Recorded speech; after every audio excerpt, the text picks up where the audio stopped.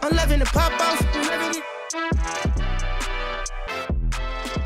What's good? Welcome back to the Pop Off Podcast, a conversation show about Stefon Diggs going to the Houston Texans in the Final Four. I'm Ralph Compiano. I'm your host. I'm joined as always by my host, Mike Cerroni. And tonight we're joined by Nick Bordenaro and Adam Kapsch of Rent Money.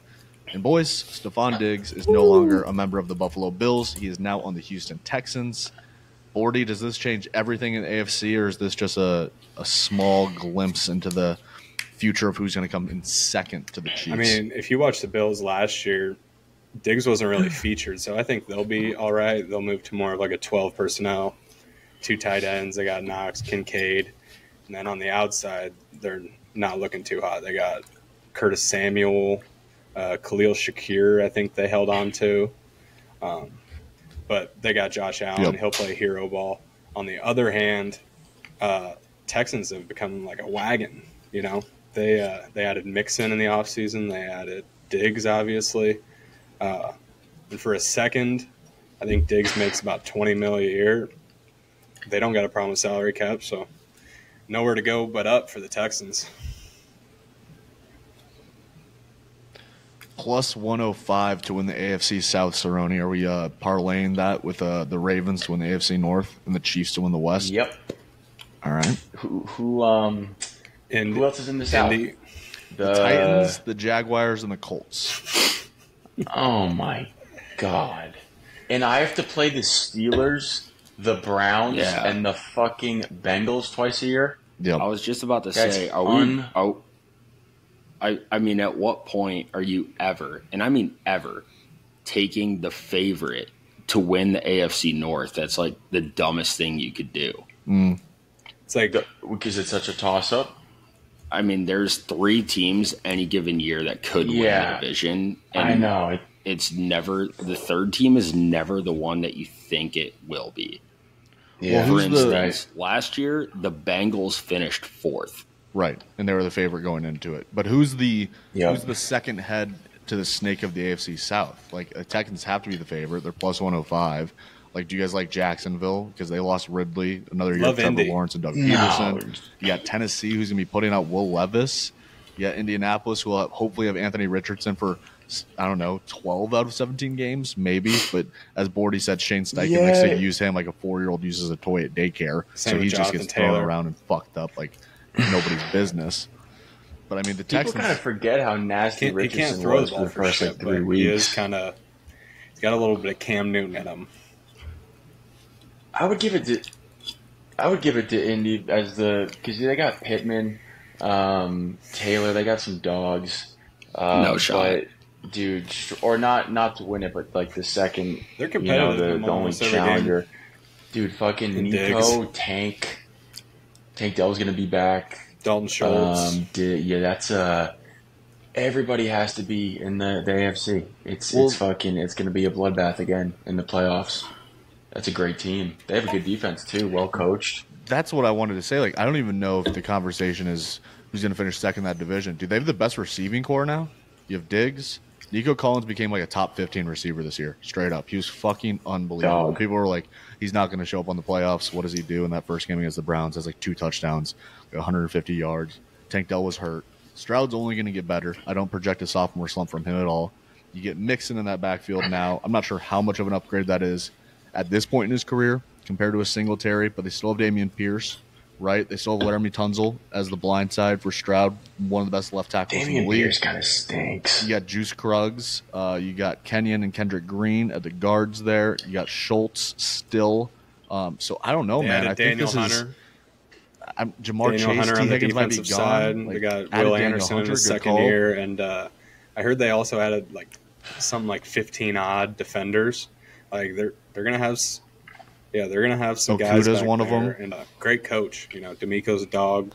Obviously, the guys love playing for him, and when a team can get behind a QB like Stroud, and you see the jump from good to great, like the Bengals had with Burrow, or Chiefs had with Mahomes, that they didn't have with Alex Smith. Like these quarterbacks take teams from good where the Cowboys, some other teams lie to great to in the Super Bowl. I really feel like we're discounting the Jags way too much right now. Sure. Like the Jags, did they not go 2-0 against the Texans last year?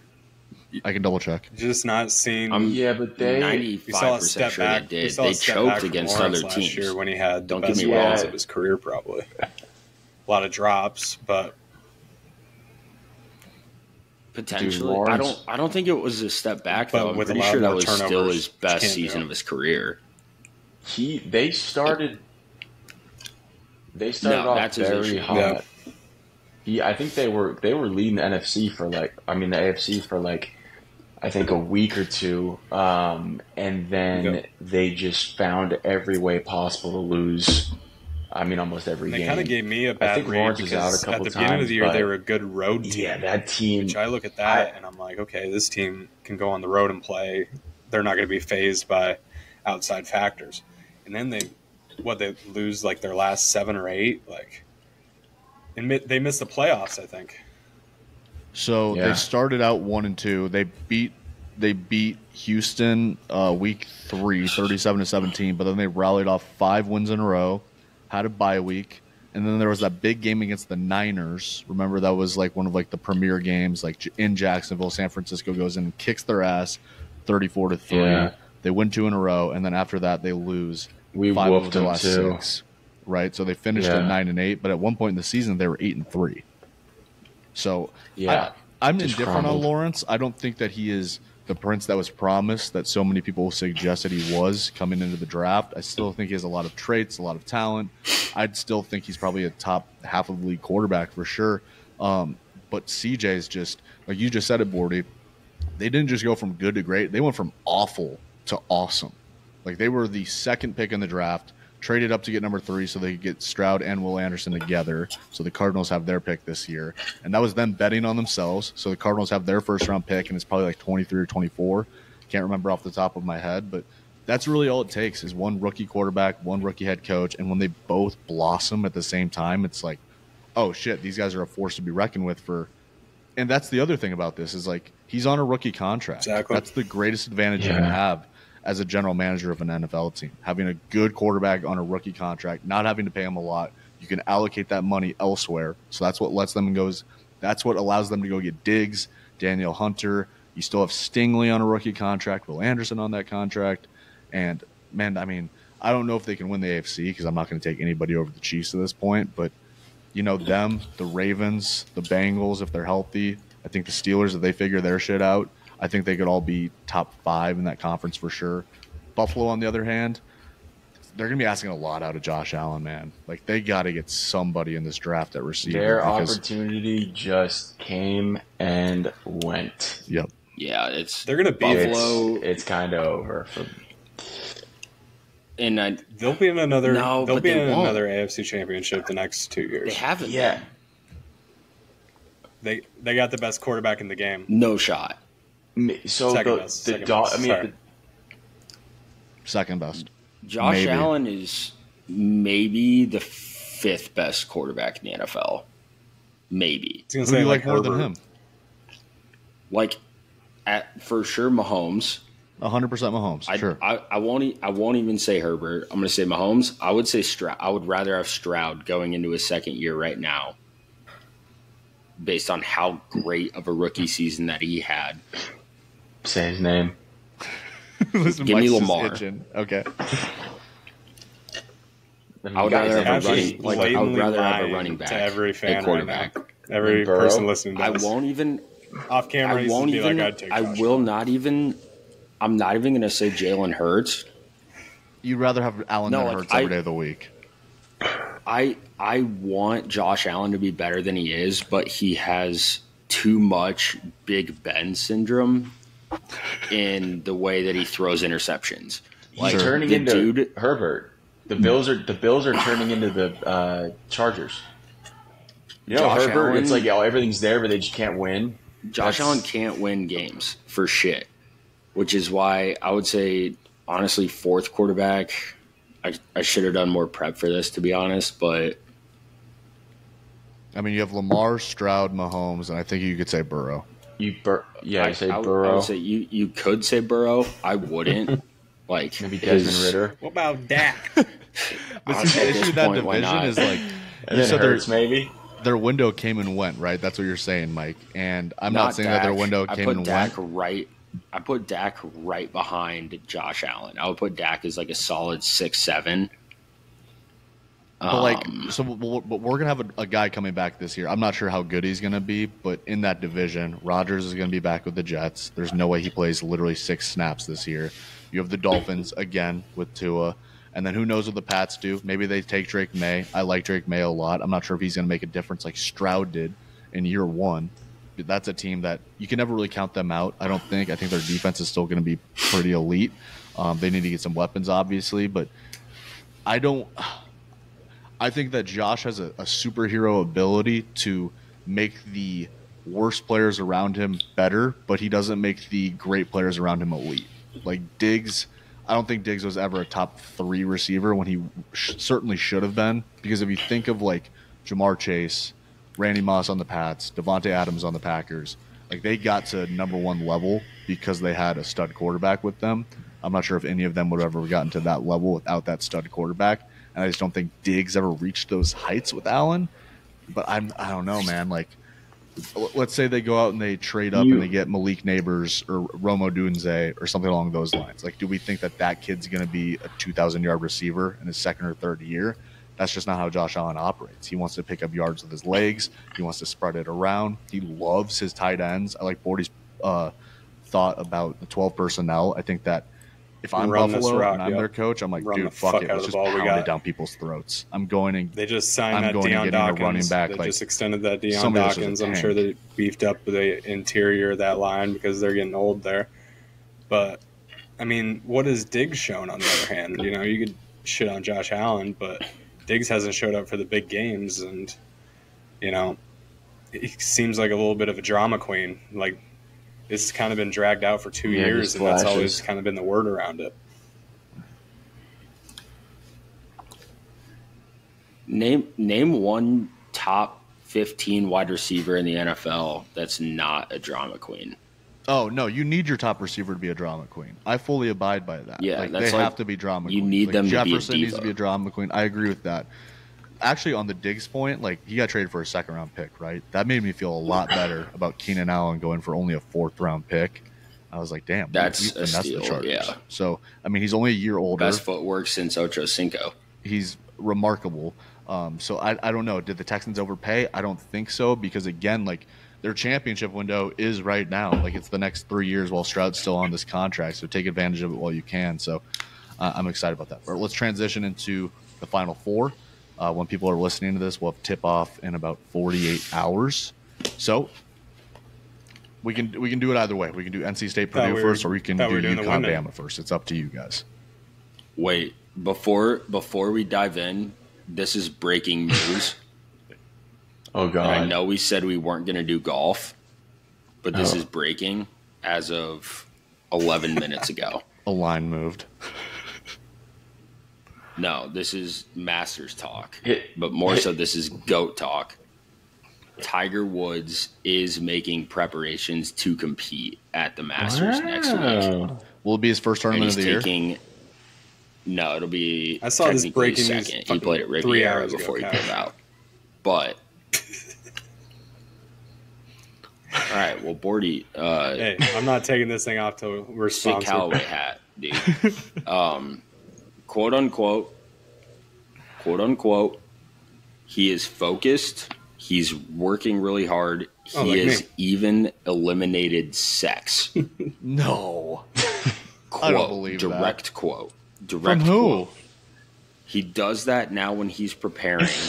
No sex until the tournament is over. He doesn't want anything to take away his focus. Wow. This is straight from the New York Post. Shut the fuck up. Are you lying? I can't tell if he's lying. I saw that report a few hours ago. But, like, it's like a no sex kind of thing. I can't see. I trust you. It's written in so like is that really? What are you going to put money? I mean, the source everybody uses is like a quote from a notes app.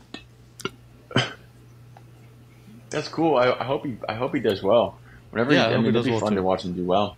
Yeah. And then apparently that's from Monday Q Info, which on Twitter is at A Case of the Golf One. One of my favorite follows, for the record, because this is a guy that literally documents every single Monday qualifier for a PGA Tour event and shows you, like, here's the random fucks that are going to be here this week. That's cool, man. Good for you, Tiger. Yeah, good for Tiger. Tiger's going to be there, and Tiger's I'm going excited to to see be the boy Phil. yeah. No, Phil's no, the not man. Heavy November balls. comes for And Phil might actually April. And Phil might actually plays. I think seeing Tiger You without would say that in sex, your Callaway about who hat. they rep. I'm a And a live guy, Callaway man. hat, he says this. That's all I support. Fuck the PGA Tour. okay. I can tell. Let's go. All right, so we have UConn and Alabama this weekend. They will play. Actually, I think they're in the second game, so we'll do NC State and Purdue first. The clash of the Titans that everybody's been waiting on. The two giants. You know, you have DJ Burns and the remarkable Cinderella run that he is on right now. You have Zach Edey, who is the angriest guy in America for some reason. Like, he's so pissed all the time. It's just like, dude, relax. Like, we get it. You're a 1 seed. Like, nobody's really disrespecting you that much. Like, I guess there's some doubt because it's your fault. You guys fucked up the last couple of years. Don't blame us for you guys losing to a 16 seed last year. Exactly. But they're favored by 9.5 points, and the over-under is set at 146.5. If you want to take NC State money line, right now it is at plus 340. Go ahead, Mike. How much of your winnings on the Duke game are on the plus 340 money line? I already put 200 on money line. I mean, dude, why not? So that's 20 Why units for you. not? Your normal unit is $10. You are so confident in this team that you put 20 units on them against Purdue. Because every time I'm confident with them, they fill my pockets with righteous dollar bills. Okay. Again, all the pressure on Purdue. Again, no pressure on us. Again, the team's playing great. I don't know why I would get here and just quit and just bail. I'm gonna die on my sword. Edey's a problem. You're gonna need to get in foul trouble quick. I know how good this team is. You can keep going back to the well, Cerroni. I know how good we are. You can keep going back to the well, but at some point, DJ Burns is gonna get stuck in that bitch. All right. And this week he's facing fucking Zach Edey. Like, there's no way he's getting that lefty shot up over Edey.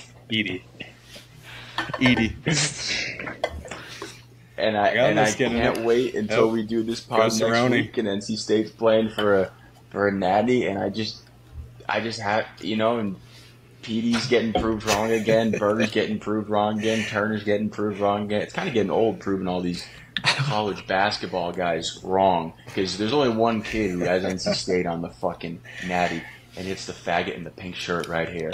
Okay, so to the ship we go. You know where I'm at. I do want to chime in, not necessarily from a money line standpoint, which I fully support, Cerroni, I always have, but there is metrics backing North Carolina State's spread going into this game, and it's a very specific system that has been used for the past 300 plus games. Weeks. When it says they're going to cover? Within the NCAA tournament specifically. Things change. Right, well, I'm going to trust the last 300 plus games where these instances of falling correct. So the system is for NCAA tournament slow-paced dogs,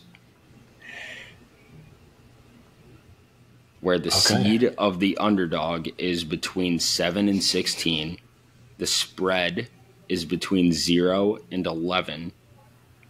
It's within the tournament, and the pace is less than 72.5 offensive scoring. Okay, so they meet all of those criteria. They meet all of these criteria going up against Purdue, first and foremost. But second of all, the reasoning behind the system is simply that slower-paced teams are going to be able to keep the game closer than teams that push the ball up and down the court, move it frequently and quickly. And the history behind the system is... That's why I love Alabama. The system is 234 and 183 and 10. There's been 10 pushes, but that would give you a 56% win percentage and 9% ROI. Okay, so that's interesting because I thought that Purdue would be favored by more against NC State than UConn is over Bama. Yeah, It's the I thought opposite. that too. UConn's favored by 11.5 against Alabama. Slower paced teams are scary. And the money line's in the different too. Like NC State plus 340, Bama's plus 500 to win that game. And I think that's probably because Vegas is just like, we're not fucking with UConn anymore. Like, we've given them not enough respect. I think most of their games they've been favored by like 9.5, and they're like, fuck it. Like, they're blowing everybody out. They're winning they've won their last 9 games now by 13 or more. They're like, you know what? We're just gonna do it. We're gonna put Bama's the one team that could compete, because if they are lights out, if they're shooting lights out, I don't think anybody can keep up with them. Now, yes, they're gonna. If they shoot awful, it's gonna be a blowout by 20, 26 points.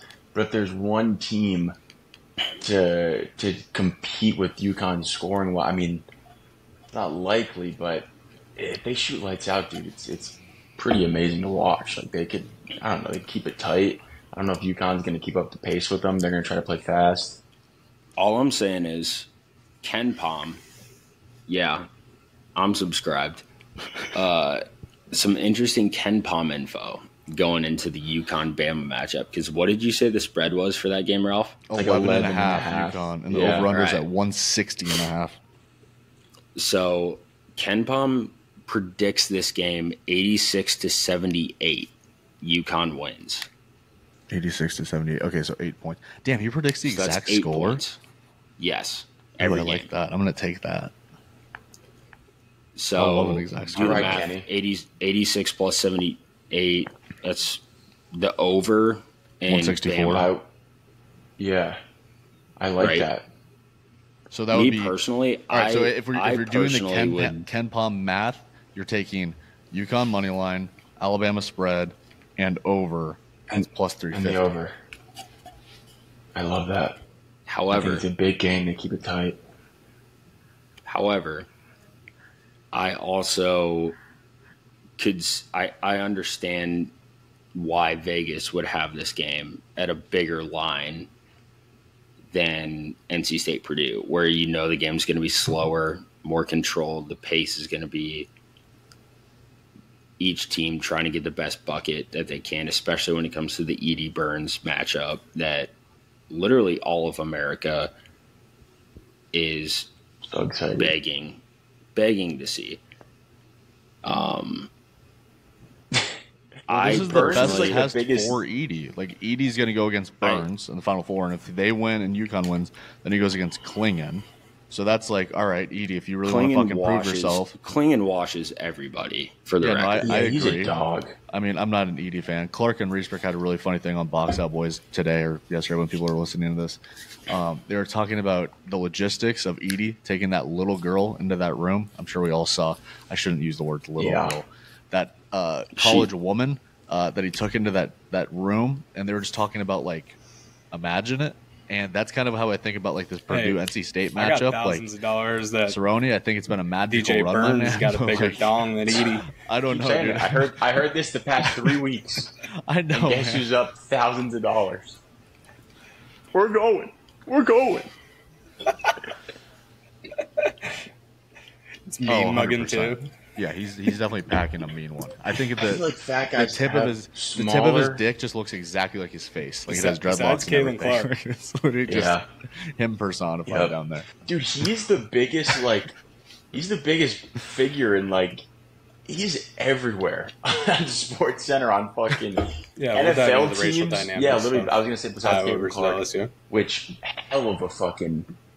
That was like one of the only. He's unbelievable. We'll do the girls after this. The women deserve it. I will say though too, like, on top of everything that we've just talked about, and I know these comparisons have come out time and time again, but if you're Zach Randolph sitting and watching this tournament, how good do you feel? Amazing. He's like, all of my effort was worth it. You're like, I made him. You have to feel like Kanye post 808s and Heartbreak watching Drake. Yep. That's the only comparison that makes sense in this scenario. Because he's not just big and black and like kind of fat. He's also left-handed, and he like robbed all of his moves. Playing. Like it's like you watch the Jordan and Kobe TikToks, and they're side by side, and it's like, it's identical. Damn, Kobe copied this like carbon, and then it's just DJ Burns and Zach Randolph next. You're like, oh my god, and now, like dude. NFL scouts are like, drooling over him. Yeah, I swear to God, Burns's practice.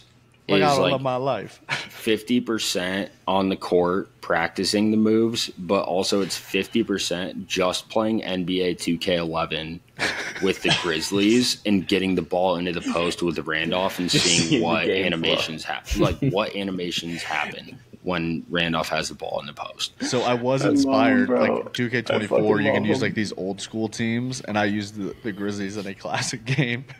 And Zebo had like 40 and 10 for me. He's elite. He's so good. Dude, he's so good. Everybody. That team was sick too because they had like prime. And granted, it's Mike Conley, but prime Mike Conley as the point. He's so good.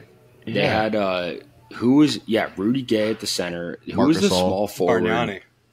Well, they had Tony Allen at the shooting guard. Rudy Gay was small forward. Tony Allen went crazy for 2K. So good defensively. That's nuts. Who was the sixth man, though?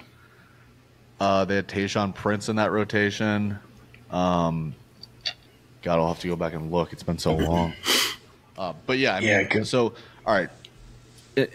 We've talked about this before, like this idea of the unstoppable force meeting the immovable object. That's kind of what this matchup feels like, really. Like NC State is just this unstoppable force. They keep everybody's expectations. They're blowing them out of the water. Like they didn't just beat Duke. They kicked Duke's ass. Okay, and they did the same thing Marquette's ass with Marquette, right? And now they're going against the 1 seed, or not the number 1 overall 1 seed, but a 1 seed in Purdue. And Purdue's been this kind of immovable force, especially Edey. Like he is 40 and 6, or what was it? 40 points, 16 rebounds in the Elite 8. Like that's remarkable. So I'm really interested to see how the guards respond. Like NC State, like they have 4 kids who are like our age. They're like 23, 24 years old.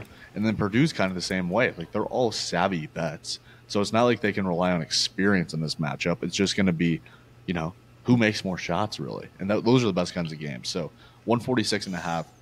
I think you take the over there, but I don't know. Kapsch is suggesting. What does Ken Palm say about the over under? Kapsch, I'd be curious about that because that's for NC State. Yeah, for NC State and Purdue.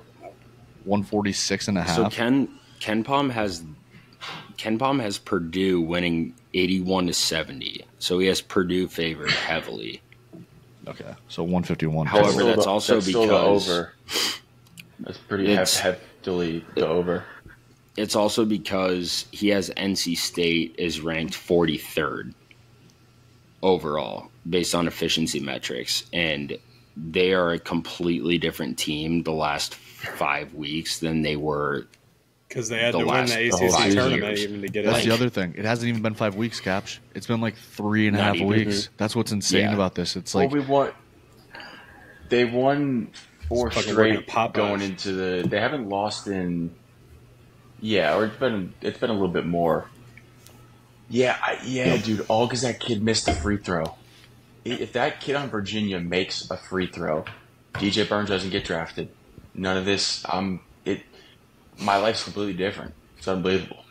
So shout out that kid on Virginia. The biggest, and you guys want to know why NC State has competed genuinely is number one, they don't turn the ball over nearly as much as anyone. They are ranked top 10 in the country in turnover percentage on offense.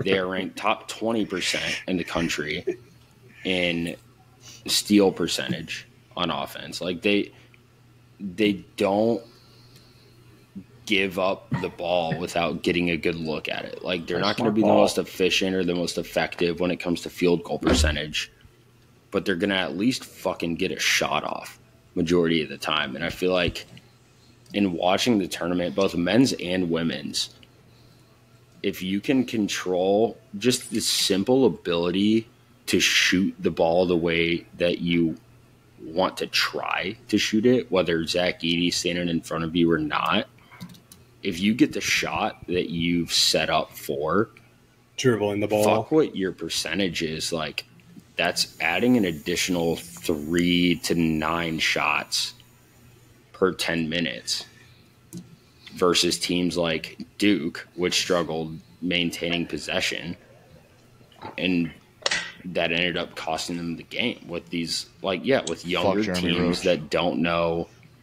When younger teams don't know how to maintain the ball for 30 seconds at half court, that's how you lose in the tournament. Am I wrong? No, I agree. I don't think it was all because of their youth that they were turning it over. I honestly think it was their greedy senior, Jeremy Roach, who was just trying to do way too much. Yeah. He was the most frustrating player of that group. But I think that's why I think – because even like Iowa women's, and we'll touch on this later, but like when Caitlin is being greedy, that's when their turnover differential is the worst. When Caitlin is driving and dishing, that's when they're winning games by 20 points against teams that are what a time to be alive. Okay, so let's actually do that. Let's go over to the girls. So Mike's on NC State. I will ride with Ken Pom on the Alabama-UConn parlay. I like that. So they're playing against South Carolina. They are. And really? You know what the line is on that one? South Carolina by 11.5. South Carolina's favored by 11.5 over NC State. NC State's plus 680 money line. The over/under is at 139.5. And then UConn UConn against Iowa. Hawks are favored by 2.5, and the over/under is set at 162.5. That's gonna be a great Caitlin and Paigey Poo, right? Yep. Yeah, that's gonna. People forget that Paige Buchers is Caitlin Clark before Caitlin Clark. But she's a different brand of basketball. Like they totally play different styles. But yes, when they played their freshman year against each other, people came out of that game and they were like, "Wow, Paige is going to reinvent women's basketball. Like she's going to be the face of this. People are going to love her. People are going to start giving her more attention. UConn's back on top. All of this kind of stuff." And then tears the ACL. I think she blew out her entire knee actually. And, she came back and she's an even better player than what she was before, which rarely ever happens when you have that serious of an injury, especially for girls, right? But then for her. All while that's happening, Caitlin is just torching everybody. And Kapsch, I love your point about a single shot. So she's fascinating to me because I think when people tune in to watch these games, they expect everything to go in. There's she's not just like Steph in the way that she plays, the way that she jacks from however many feet, but people also have this anticipation that every time the ball comes off of her fingertips, they're like, that's going in. When really, I think she's actually more of a microwave than people think. I think, yes, she has Steph in her, but she also has a lot of Cam Thomas in her, where she just gets hot and the hoop looks like it's 40 feet wide and 20 feet long and everything goes in. But when she gets cold, that's when the emotions start to take over, and it's like, oh shit! She's got the weight of the world on her shoulders, man.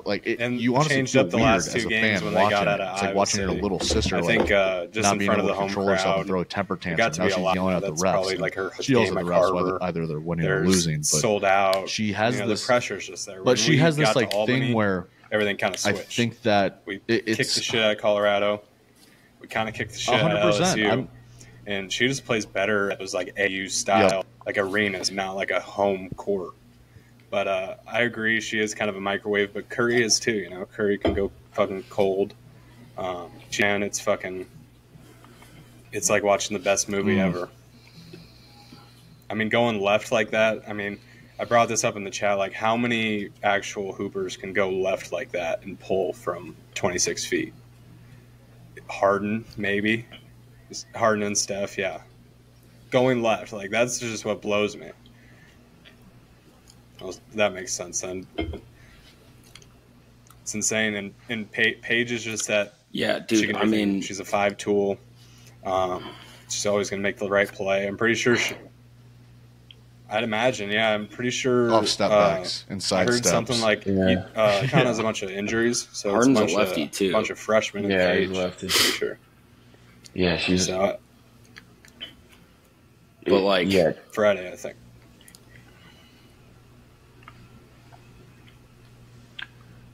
will she guard Caitlin? She, UConn's always That's going gonna to be have wonderful. the best of the best. They got the cream of the crop. We faced them. Yeah, when is I think we when faced is them the- when Caitlin's the women freshman play? year when we Tomorrow? were a lower seed. they Yeah, play when Friday. people are listening to this, Friday it was night. Friday a night. 10-point game the whole time. So yeah, it's So Paige really and some freshman, excited but to see how Aaliyah this one Edwards plays is also a hooper. I think she averaged like 18 a game this year. Somewhere she had 24 in their last game against USC. Yeah, Tennessee. UConn is the Duke of Oh, man. women's basketball. They're better than Duke has ever been.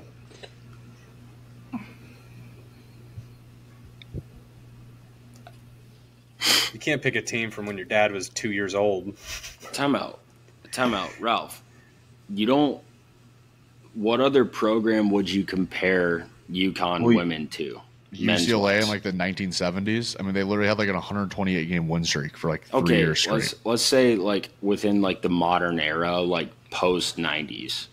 It Oh, has to be God. Duke, doesn't it? I don't even think there's a comparison.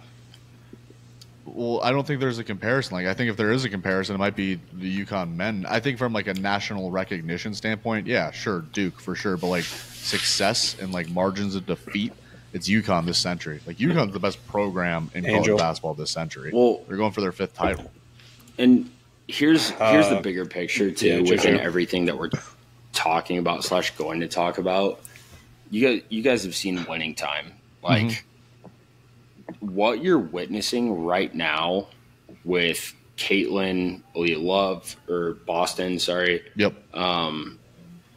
Angel Reese, Flage, Bukers, Juju, all these girls.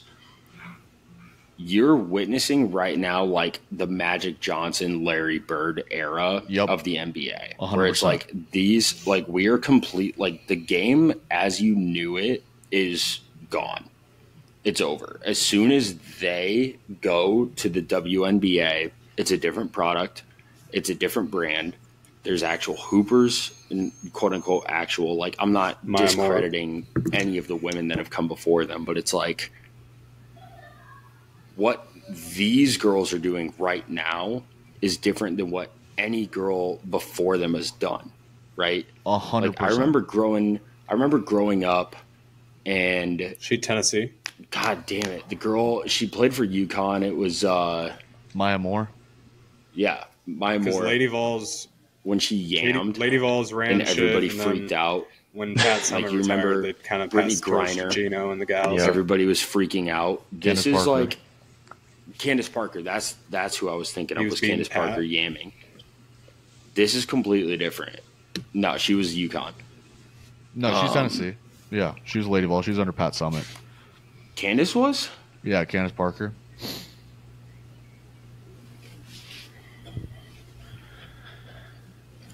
Oh no, Gino Maybe I took am over well thinking- before then. He took over like in like 07, 08, and they just started. Oh yeah, 100%. He was whooping ass. But to your point, Kapsch, like all right, so we have practice 6:30 to 8 every night. After that comes in the high school girls.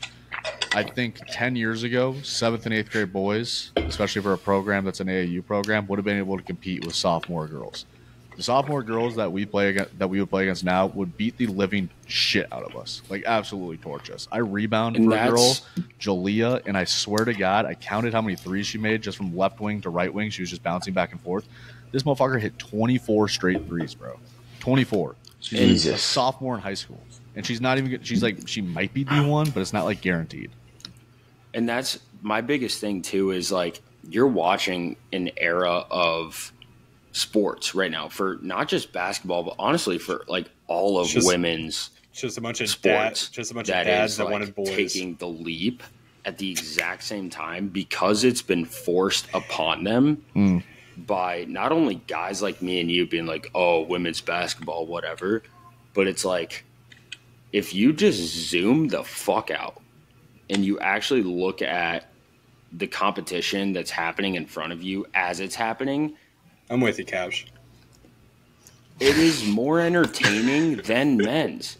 It has been for the past I would say 3 years, it has been more entertaining than men's basketball. I disagree with that. I think that people are getting a little bit carried away because I watched the Duke-UConn game Saturday. It was the Sweet 16 game before they played against – it was before the boys played that night. I was watching the Duke-UConn game, and I was like, it was hard to watch. Like, it was. There's still stints in it where it can be a little bit sloppy because, like, I tuned in expecting Paige to be like Caitlin because I haven't watched UConn women's this year.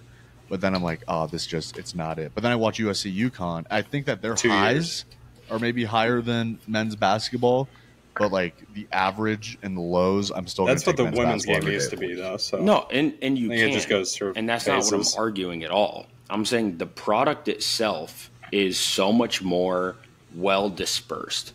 Like, name one team who has competed with UConn in the last 2 months. You can't. Oh, no. Like, 2 years, sure. Like, name. Is that a product of Duke and Kentucky one team just like blowing right things? Because like that's what. Right. When you asked me like 10 years ago exactly my who point, was going to be the Blue Bloods, like, I would not. Right think now, what you're UConn witnessing is, oh my God, we have a fucking 11 seed in the Final Duke Four. And Kentucky would have things like to show last for year, we had what was it, like a 8 seed versus a 5? 5, yeah. The Natty. Like, Yeah. what you're watching right now is like. Is that a? And this is.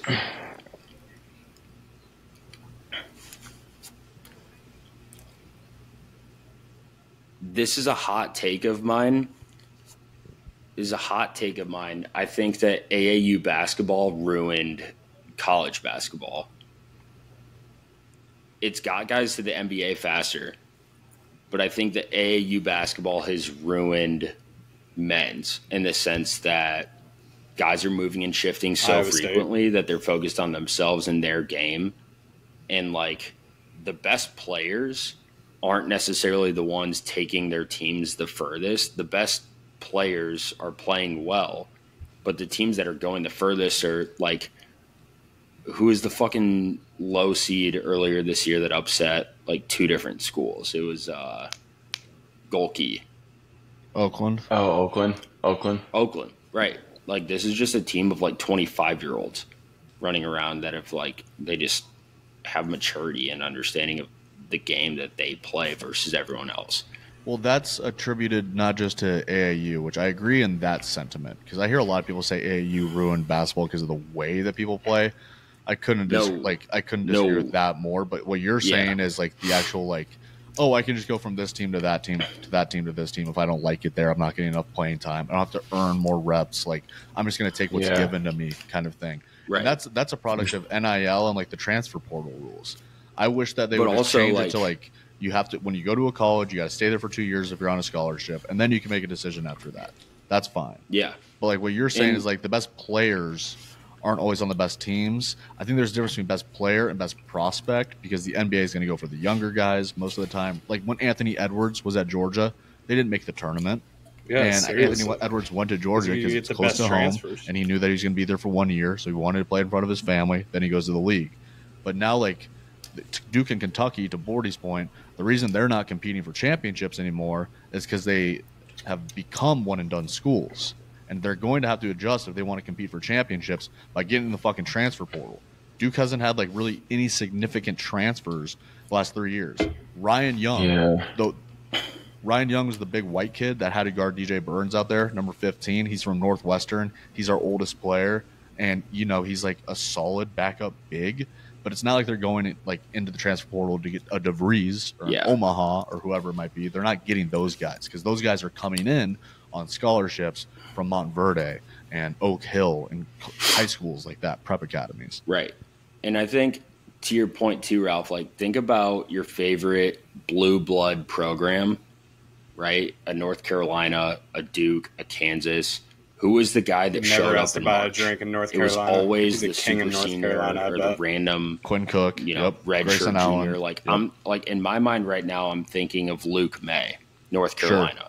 This guy was never in a million years going to go to the NBA, but I'll be god fucking damned if he didn't hit every single elbow jumper that was given to him against the 2-3 zone, right? Like not he taking it for granted. Never missed.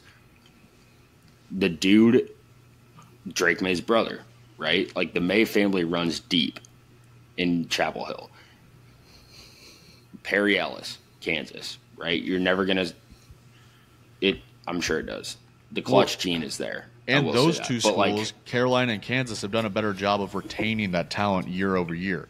Like, they aren't one-and-done schools. The one-and-done guys that have come out of there, like Harrison Barnes, he ended up staying 2 years.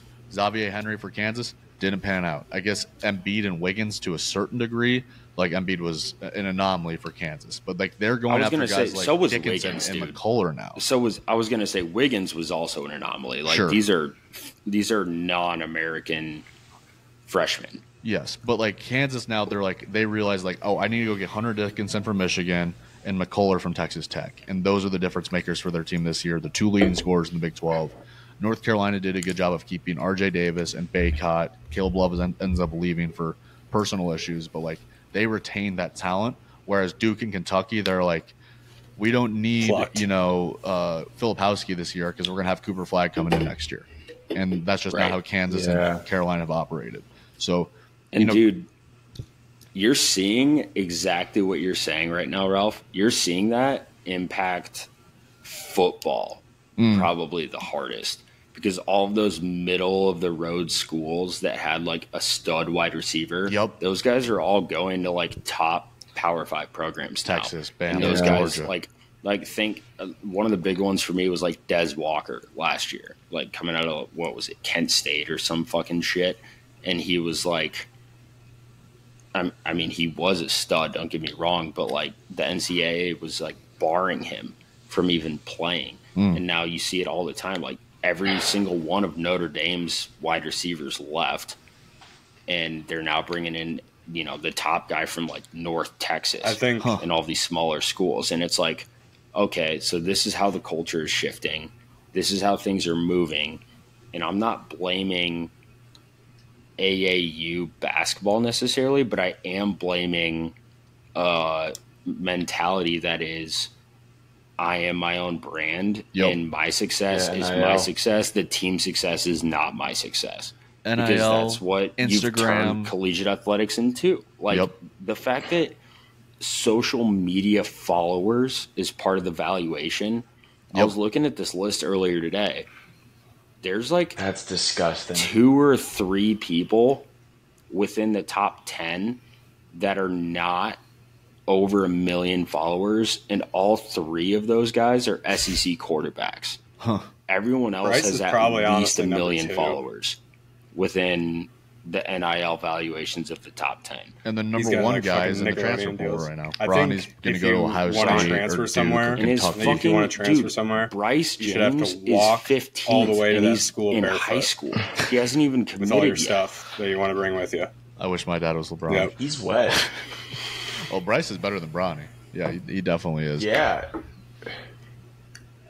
And Bryce is a 3-star, isn't he? Yeah, he'll get there, though. He's growing. He's going to be the tall one, too. He's going to be like so sick. It's because he's wearing rec specs. He's the best lob catcher in DT. Come on.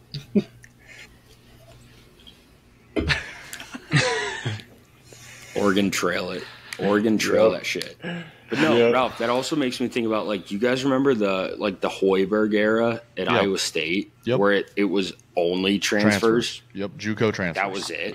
Yep. Like, they were just like, all right, who are we finding out in the, it wasn't even the portal. Right. It's not even like transfers, too. It's JUCO transfers. It's like he's going to junior colleges and getting these guys. Well, I think this has been a fruitful conversation.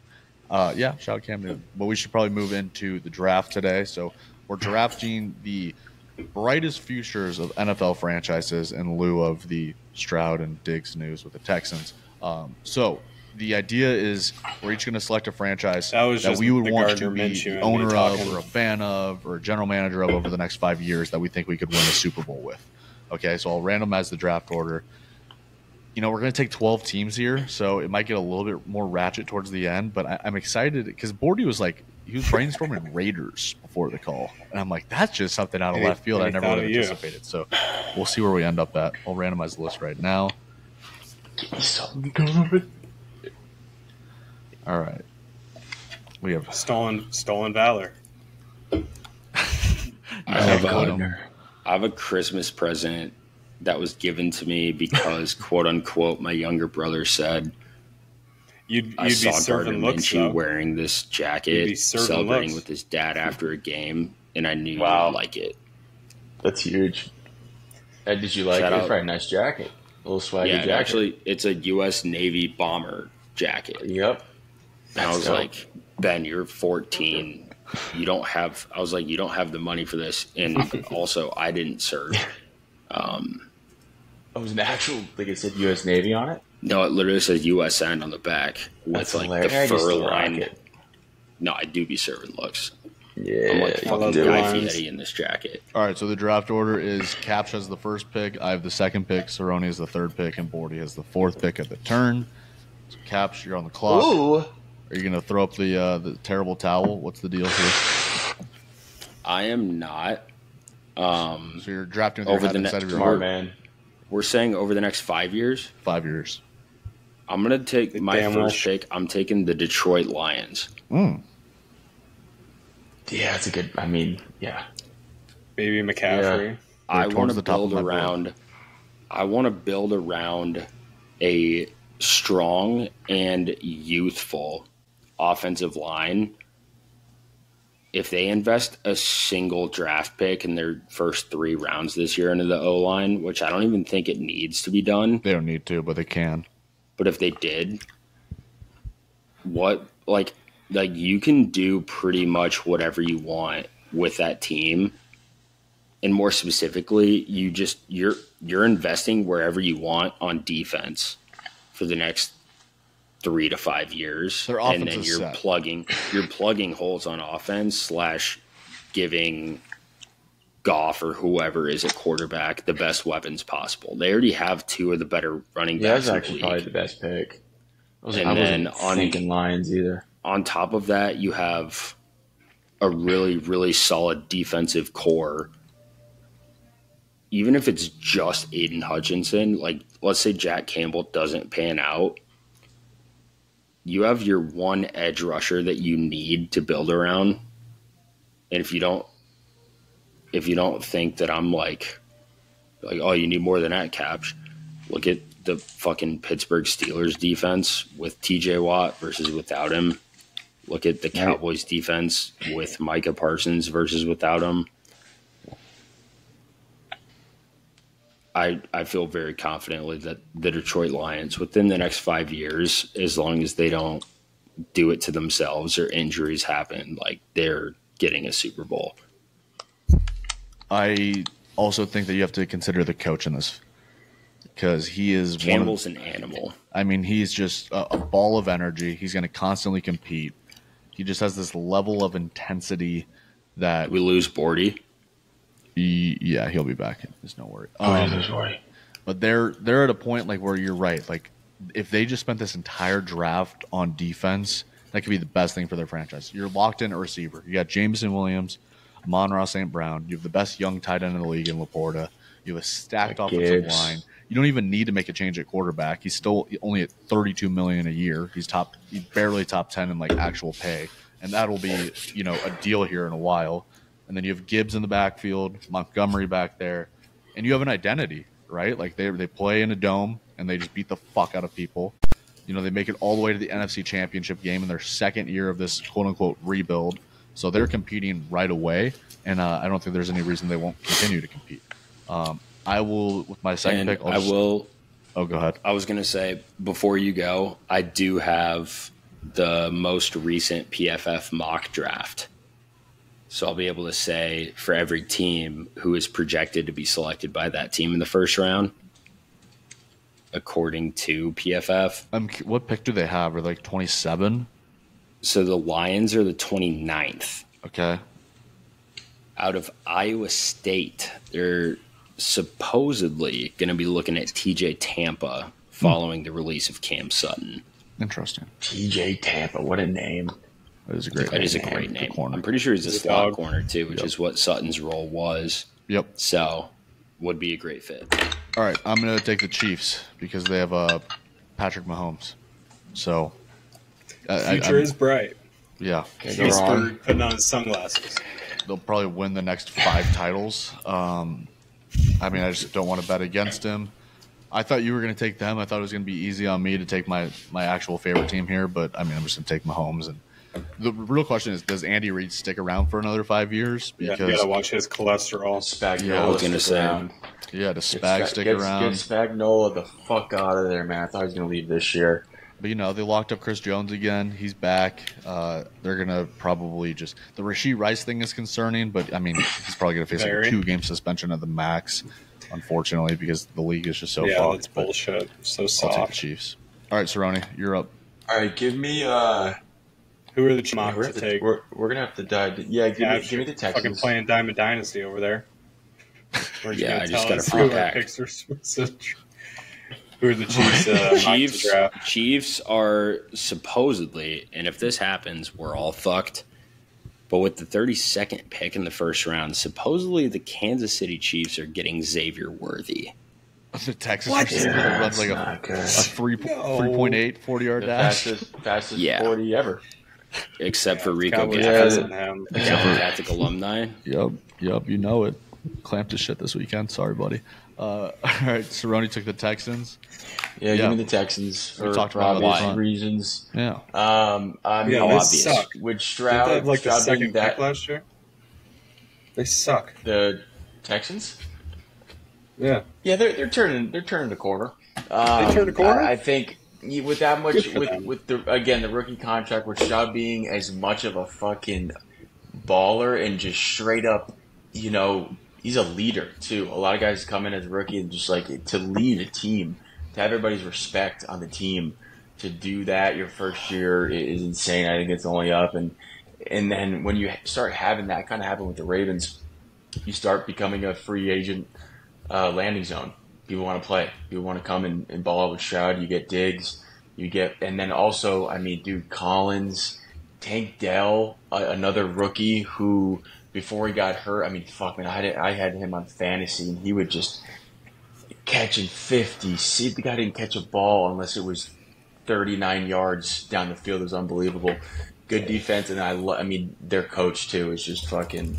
Again, to take a team that's god awful and go to the playoffs and get dragged by the Ravens, I'll take the Texans. Yeah. Do want to chime in here and say the Texans do not have a first-round pick traded to the Cardinals this year. Correct. For Will Anderson, essentially. So they do spent. However, they do have the 42nd and the 59th within the second round. So, okay, we'll take that for sure. One thing about Stroud is I'm still obsessed with just like the arm angles on his throws and like how creative he is when he just like lofts the ball up, and it's just like you don't really see that often. Like it's like poetry in motion out there for him. So many quarterbacks that I watch, Justin Fields, can be kind of robotic, and it's just a little bit frustrating. It's like, dude, you're so athletic, you're so gifted, you have so much touch when you want it. It's just like that level of self-confidence is just so evident with Stroud. Every ball that he throws, you He's can a tell religious that guy too. There's intention behind it. There's purpose. Sure, he believes in God. That's great. Christ love those. Fuels. Christ fuels the throws. Yeah, and there's not going to be a lot of partying, and there's not going to be a lot of,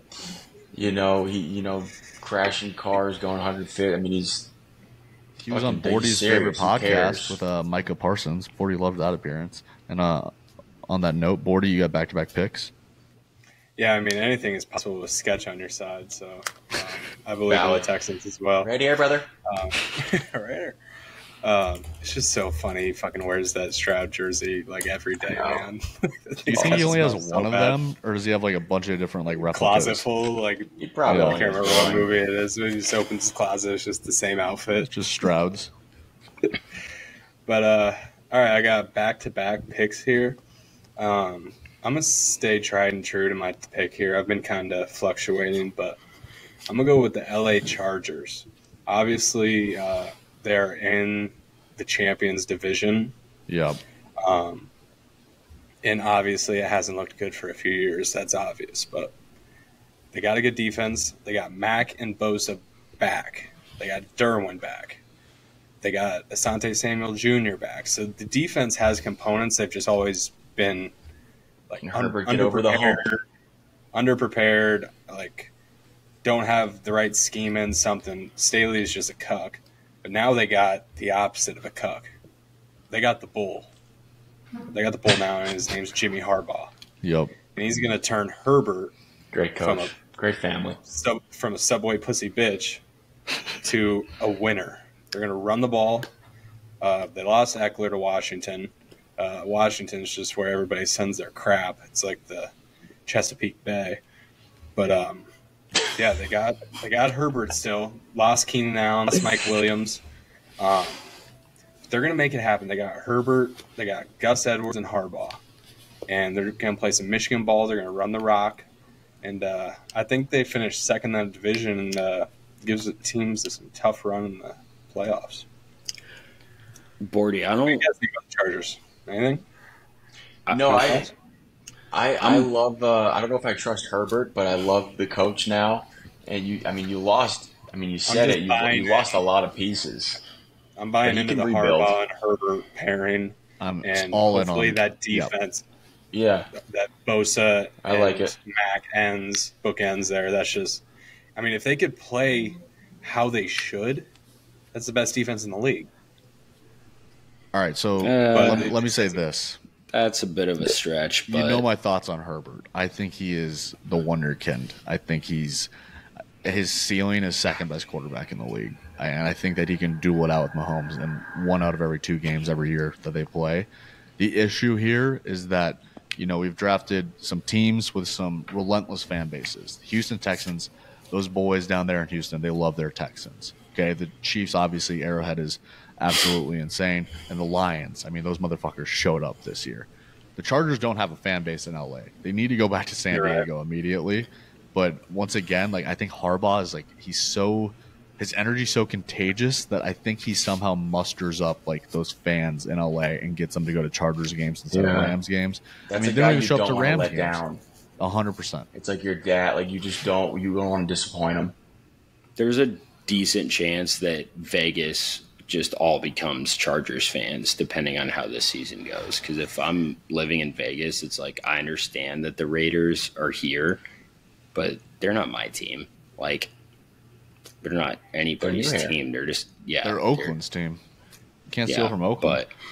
But all right, looking at PFF for the Chargers before you go to your second one, Bordy. In this, take your time because I have no clue what my next pick is. I will take my time because this is one that honestly requires the most thought. Simply because I need everybody to keep their shit in their pants. Oh boy! With the fifth overall pick, and this is assuming that this mock draft is correct and 4 quarterbacks go off the board in a row.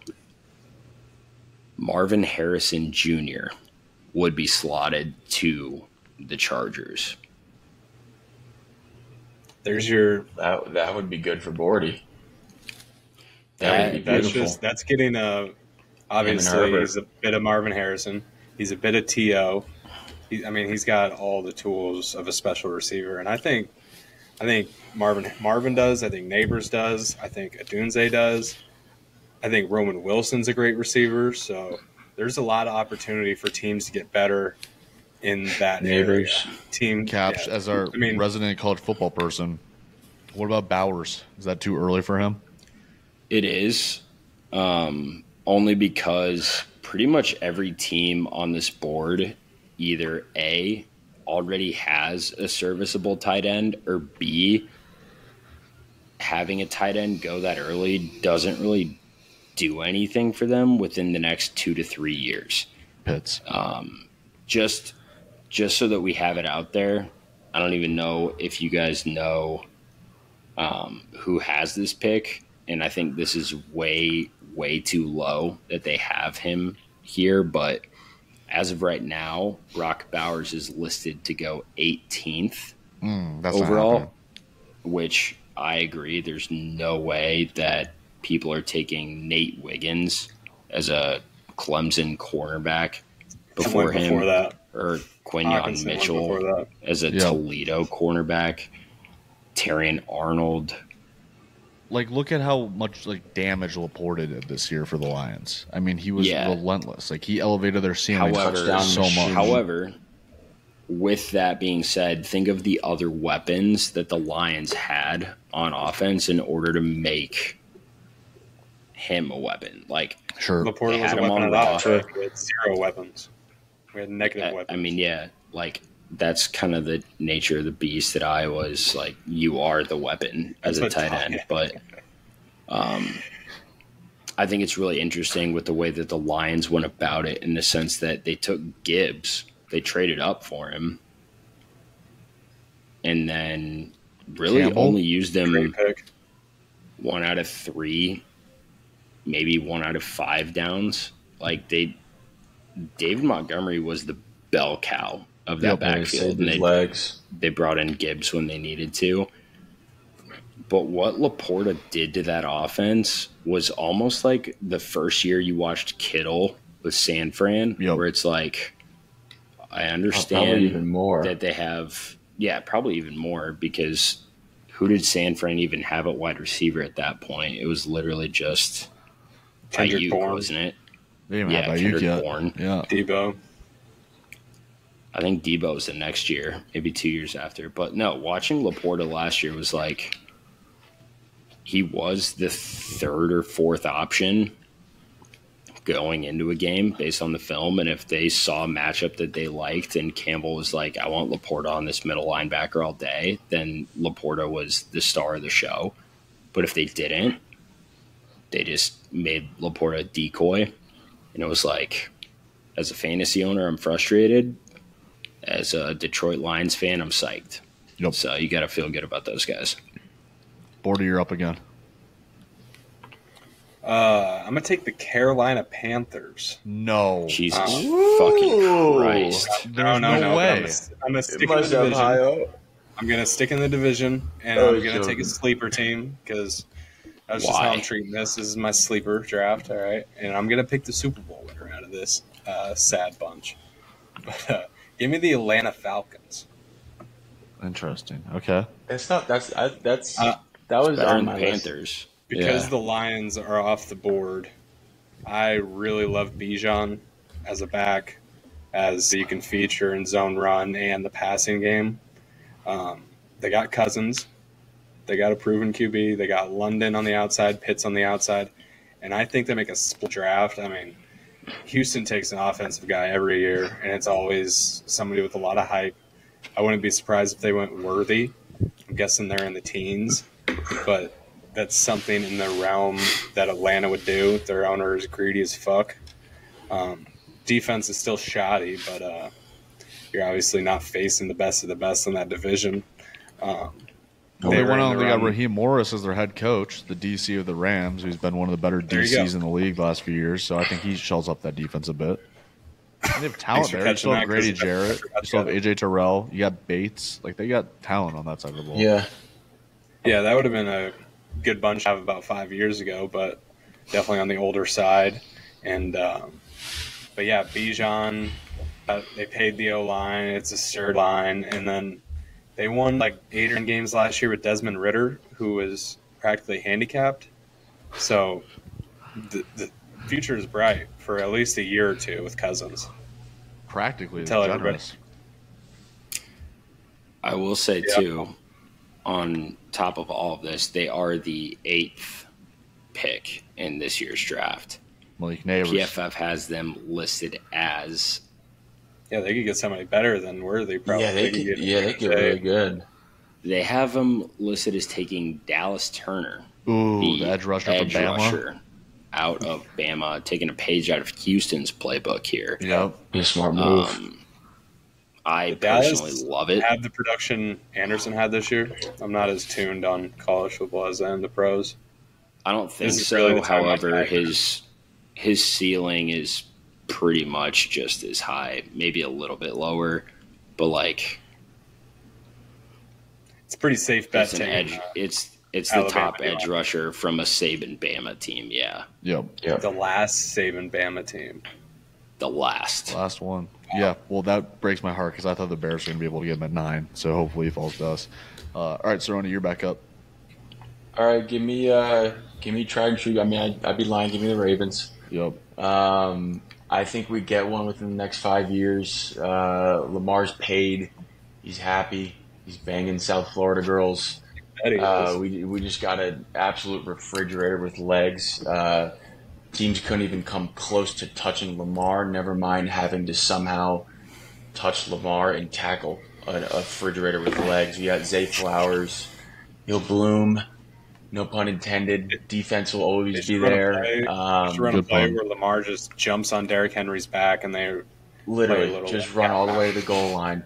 And then just with our program, we also got Keaton Mitchell, little Detroit Lions, Montgomery and Gibbs, fucking Derrick Henry and Mitchell. He showed great signs. Keaton's gonna be out for a bit, huh? Yeah, he'll make it back in there. Recovery well, and then you got to take a team with just that top to bottom, just a great program, great coach, great organization. You wanted to, they're always going to be there. They're always going to have a defense no matter what. You can plug and play a linebacker. We're going to make him a beast. We get one. Anybody can shine. Anybody can shine next to Roquan. Yep. Patrick Queen's a ball. Yeah, he is. Yeah. Sorry, Kapsch. Sorry to break it to you, but he's going to be he's going to be PFF's lowest rated linebacker this year. Please don't do this. You guys haven't had good linebacker play in a while. Devin Bush. We almost did with Holcomb and since Shazier fucking Shazier, but then also last year Holcomb might be done forever after his leg injury last year. He had like an Alex Smith level leg injury like week 9. Damn, I like Holcomb. He's solid. And I loved Holcomb. Yeah, he's good. Injuries suck. Injuries do suck. Turn them off. All right, Ralphie. Yeah, I've got Wait. Or is it Kapsch? First round pick for the Ravens at pick number 30. Yeah. That's another thing too. The Ravens, I'm never worried about the draft. They always find. We also got Kyle Hamilton. Whether it's Linderbaum or Zay Flowers, the Ravens draft, they're not going to be able to read. The Ravens draft within the first 3 rounds, I would say the Baltimore Ravens draft better than any organization in the NFL. I would argue that. And with them trading Morgan Moses as one of their tackles, PFF has them taking froze out J.C. Latham. Tackle out of Alabama. Tackle for Bama. Opposite side Big of white Caden Proctor. Bama. Yeah, load that box up. Give Derek some holes. Granted, he's going to be one of, I think he's probably the 4th or 5th tackle that comes off the board. He's still going to be more than serviceable. You can shape it as a 25 top 5 tackle. Has that all black Ravens uni on. It's going to change this team. It's going to take them to another level. It's going to look so cool. They're just going to look so cool standing next to each other. Like, that's the reason they went and got them. They're like, I just want these two guys to stand next to each other. How good? People can touch Lamar. Now you got this fucking Derrick Henry falls for 7 yards. He could just trip at the line of scrimmage and he gets the read option with those two. Like, oh my god! And we got Todd Monken just making this saw. Oh. I'll stop. The guy on one end has to run a 4-3. The guy on the other end has to be able to tackle Derrick Henry. Yep. So, yeah, you're fucked. And somebody has to be able to block TJ Watt. All right, I'm off. Because what's Lamar's record against the Steelers? I'll lose to the Steelers twice every year if it means we go to the AFC Championship. That's simple. Cerroni's on record saying this. Yep. He is. Okay. He will sacrifice every Steelers game. Damn. It hurts, but I'll take an AFC Championship. Now they got C. You got nothing to worry about. All right, I'm taking the Bears. If Cerroni's going to take the Ravens, I'm going to take the Bears. And let me tell you why. It's a good pick. It's a good. You don't got to tell us, man. Yeah. We know what's coming. $22 million of cap space. Top 3 defense in the NFL once we traded for Montez Sweat. I was very harsh on this organization from the standpoint of Eberflus and Ryan Poles. I think there was a podcast that Bordy and I recorded where I called them some very mean names, and I don't redact those entirely until they demonstrate it for an entire season. But what he's done with just the first pick in the draft last year and then flipping in and all of this stuff it's really remarkable. I mean, I've grown up where my best receivers in my life have been Alshon Jeffrey and Brandon Marshall and Mush Muhammad, and now at the same time I'm gonna have DJ Moore and Keenan Allen. So like I don't even know how to respond. Like it's gonna be like a totally different brand of football that I'm not used to. It's an exciting year. We're gonna have I think he is. I think Caleb is. I think he's that guy. I don't give a fuck about the painting of the nail. None of that even phases me. I mean, like it literally doesn't. I could care less about that shit. You can do. He could be beating dudes off in the back of Soldier Field as long as he goes out and he throws for 4,000 yards for the first time in Bears history. Did you guys know that a quarterback in Bears history has never thrown for 4,000 passing yards? Like how embarrassing is that, man? It's not even just that. It's just we haven't had the guy. Doesn't help when every home game has 60-mile-per-hour winds. But they're not even that bad. Like I get it's called the Windy City, but it's really not that exaggerated compared to like Cleveland. And like if they've had one of those guys, then that's just embarrassing. So I like Herbert in the backfield. I love Swift in the backfield as well. Komet, I think, is getting better and better. The offensive line is improving. And yeah, man, I'm excited about this defense. I like Edmonds and Edwards in the middle. Tyreek Stevenson's one of the best slot corners, young slot corners in the league. I like why can't I think of his name off the top of my head? Kendall Fuller? Kyler Gordon, thank you. Got rid of Eddie Jackson's bum ass. Jaquan Brisker's mini Derwin James. Come on, man. Redact. That was your fucking boy. You can't just call him a bum because he's old. Dude, he got so bad the last like year and a half. It was hard to watch. So I'm really excited for this team. It's the most excited I've been for them in literally my entire lifetime. So, yeah, really excited. Now Pete's Bears fans. That sucks. Yeah. How convenient. How convenient. He's always bandwagon. He's always he criticized me in the chat the other day for like rooting for the Patriots when I was like from 4th to 6th grade. It's like, yeah, like I rooted for them. Like it's not like I liked them more than the Bears, whatever. All right, Kapsch, you got back-to-back picks. All right, so my first one, I'm going the Bengals. I don't know how nobody has taken them yet, but they're on my board. Yeah, they were. Like, I wanted a rookie contract quarterback for my second pick. I wanted Mahomes with my first pick, and I wanted a rookie quarterback who might be not as good as Mahomes. A lot to be desired on that defense as well. Like they got players. I understand that. Don't but love Zach Taylor, but Joe Burrow. They have so much cap room to play with right now. It's like they could re-sign Jamar, or they could go a billion other routes in order to compete within the AFC North, which, as Cerroni and I both know, 3 teams from the AFC North will be in the playoffs pretty much every single year. It's actually crazy. It's like I think it's 3 years in a row where 3 made it. Like and the Browns you got Flacco throwing for the Browns like 30. It's unbelievable. It's wild, but like having Burrow not really play at all last year, in my mind, it's like, all right, he just essentially took a year off, right? Like he did last time. Everybody forgot about the Bengals for a year, and people were not realizing that they were in the Super Bowl the year before. Yep. 2 years ago. I agree with that. Or 2 years before now, but I've got your boy Geno Stone from the Ravens, Hawks in the NFL. They got Trent Brown on an absolute who's going to be their running $5 million deal. Who cares? Throw the ball 55 times running a game. Back does not matter. Chris Evans, to be honest, he was kind of decent in the last year. Like they were serviceable with Giovanni Bernard. Joe Mixon really. He's been bad. I'm selling him. Yeah, I know the Texans got him and he's serviceable, but.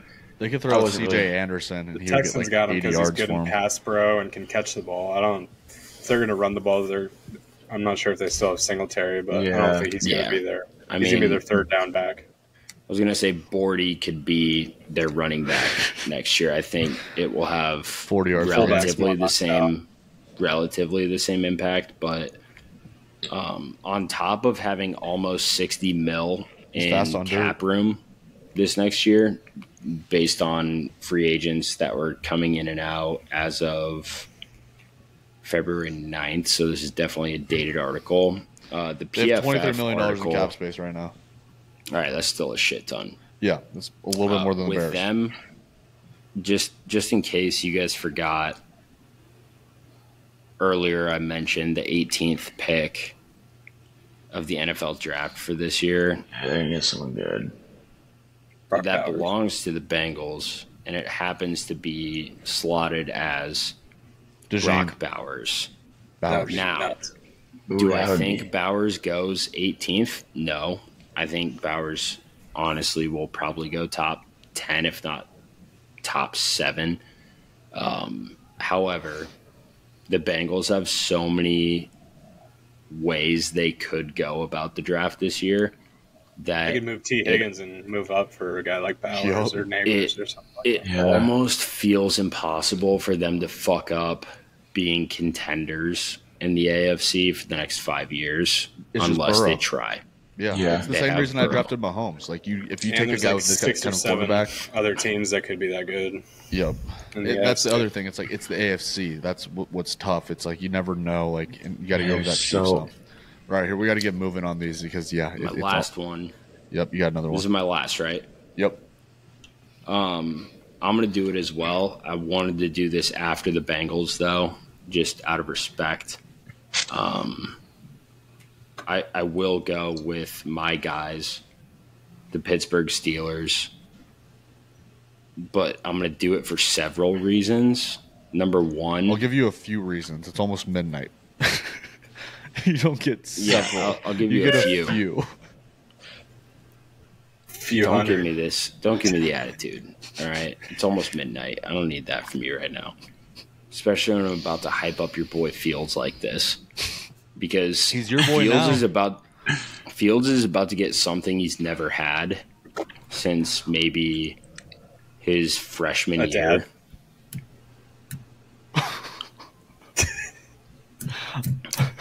Fields is about to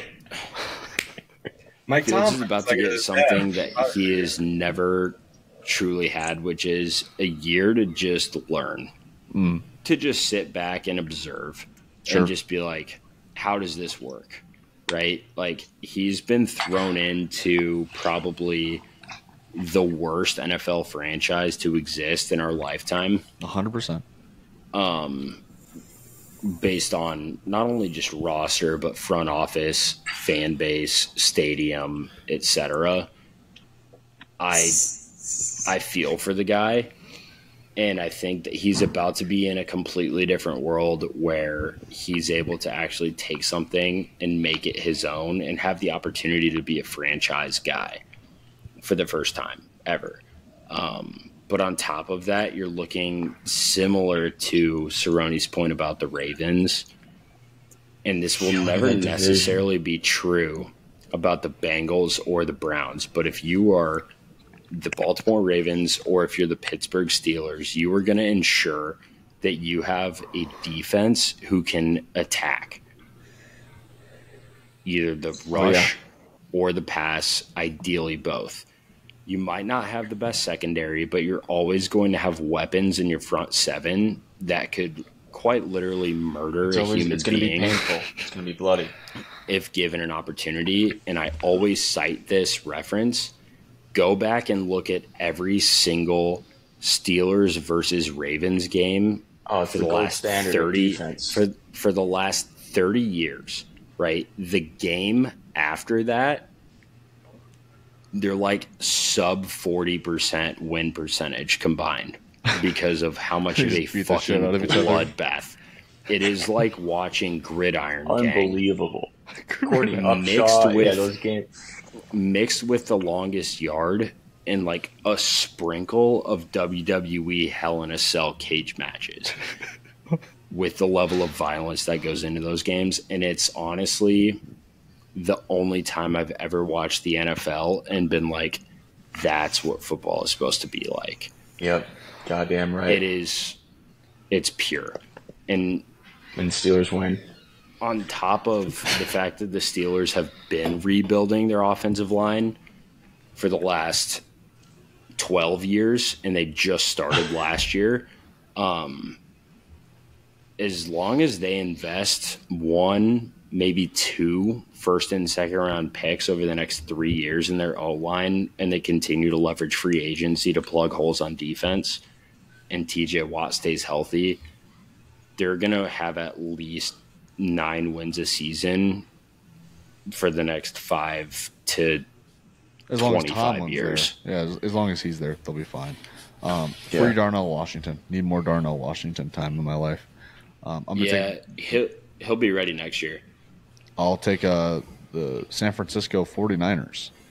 Brock Purdy. The Chiefs and the Niners. Wow. Yep. That's crazy they dropped that far. Cheap contract. They're going to have to trade Ayuk, it looks like, which sucks. But, I mean, insane roster. Kyle Shanahan. They got to win one at some point, right? So I'll take the Niners and the weaker of the two conferences.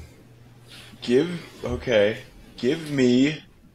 Before you go, Cerroni, really quickly, Steelers first-round pick. They're slotted 20th.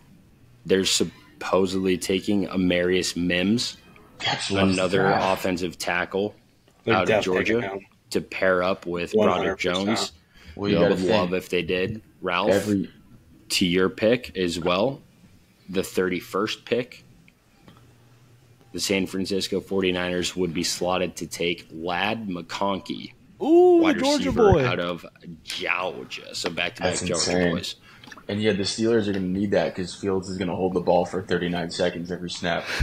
All right, with that, give me maybe in 2026. Give me the Green Bay Packers. Yeah, that's a good one. I think Jordan Love is Green Bay does it every time. Just every single you go from Favre to Rodgers to Love to make that little run they did this year, where again it's supposed to be a rebuild year. Always a great defense, well coached.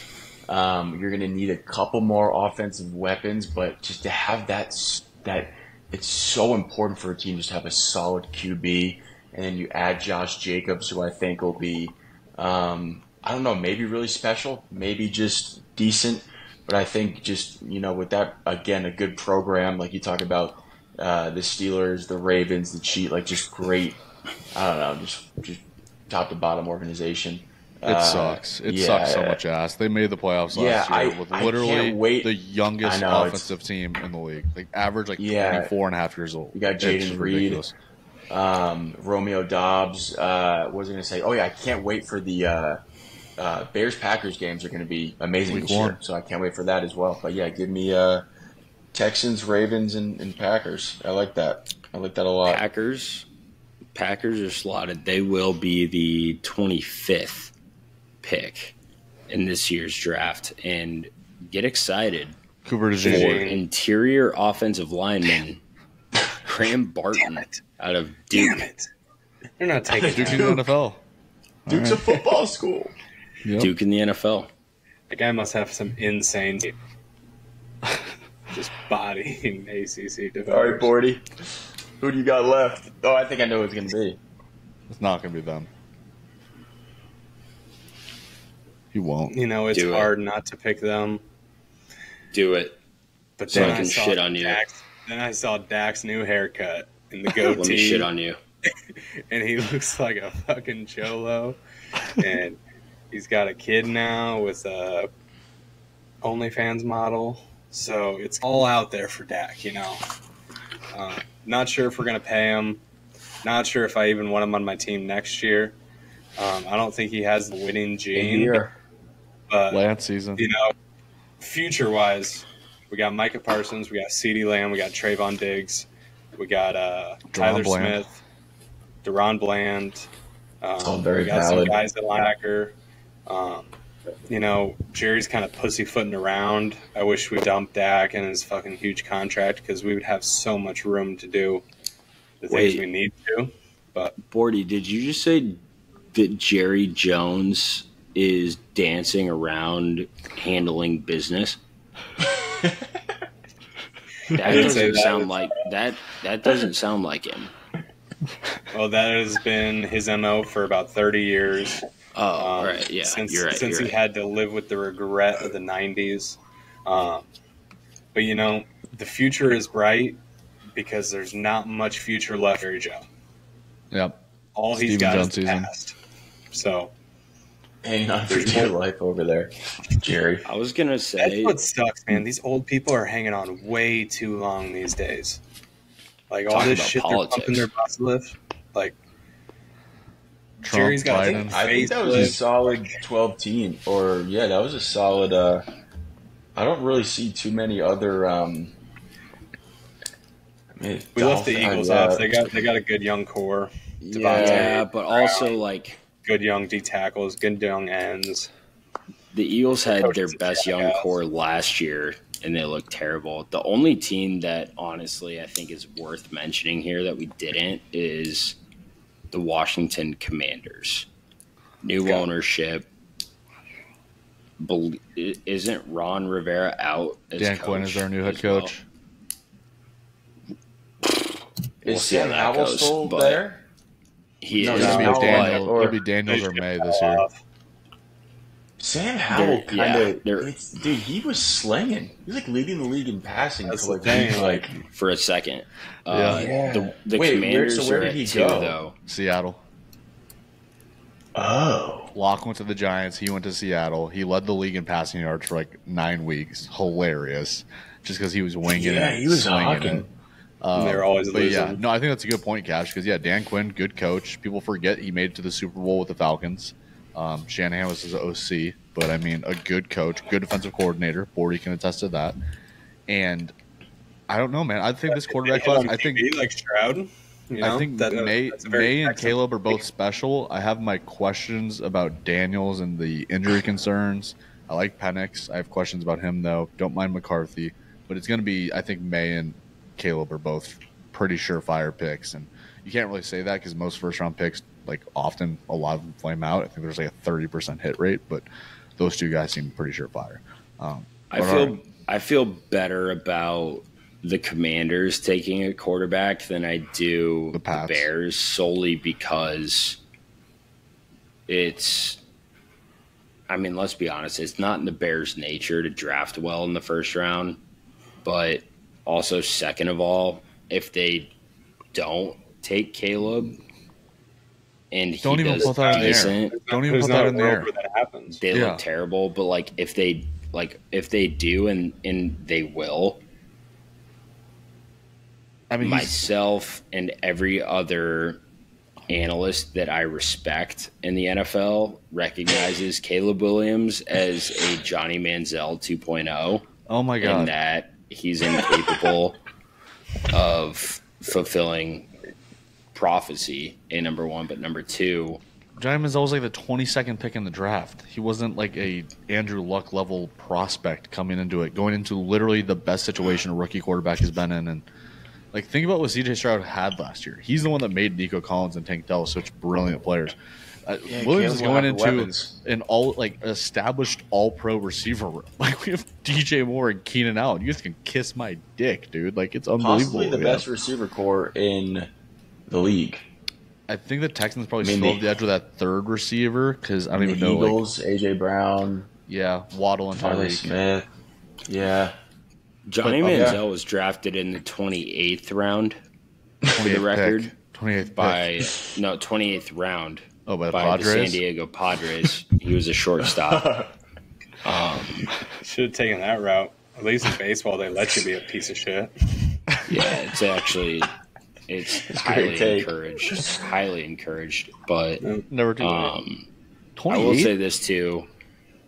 No, I think it is too late.